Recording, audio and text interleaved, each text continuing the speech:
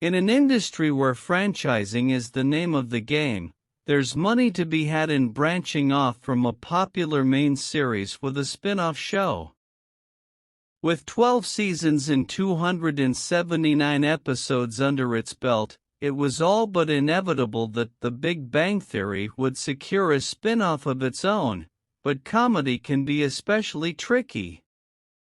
Other long-running shows had spin-offs like Joey or That 80s Show that barely mustered enough energy to last a season or two. But on the other end of that, Frasier is just as vital to Cheers as The Jeffersons is to All in the Family, possibly even more so, outside of the central group of Sheldon, Jim Parsons, Leonard, Johnny Galecki, Raj, Kunal Nair, Penny, Kaylee Cuoco, Howard, Simon Helberg, Bernadette, Melissa Rauch, and Amy, Mayim Bialik. The remaining side characters on The Big Bang Theory largely don't have any kind of material propulsion for their own show. A Big Bang spin-off would require veering off into uncharted territory, which is weirdly what ended up happening with young Sheldon. When in doubt, go the prequel route. Rather than doing another multi-camera setup in front of a live studio audience, young Sheldon is presented as a traditional coming-of-age comedy in the vein of The Wonder Years. Ian Armitage would play the younger version of the prodigy while Jim Parsons would serve as the series narrator. Big Bang Theory co-creator Chuck Lorre and producer Stephen Molaro had little to no issue putting the show together, barring a playful disagreement over its rather blunt title.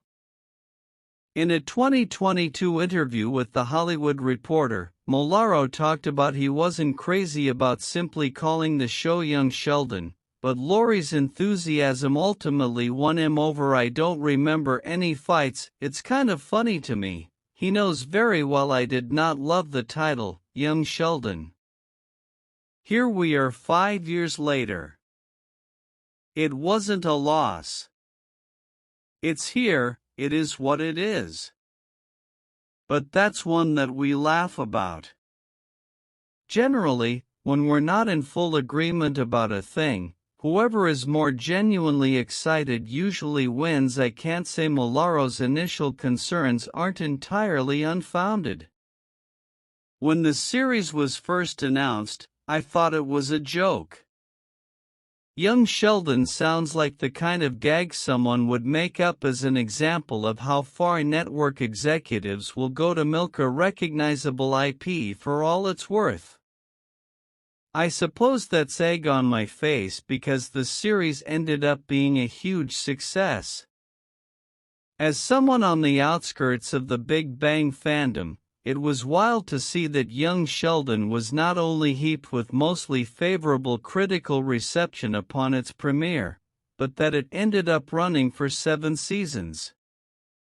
I had no idea there was that much juice to squeeze from that concept, but it goes to show that network television is a whole other ballgame compared to the wall-to-wall coverage of streaming-era programming. To make its success seem even more unheard of, the spin-off series even resulted in yet another spin-off.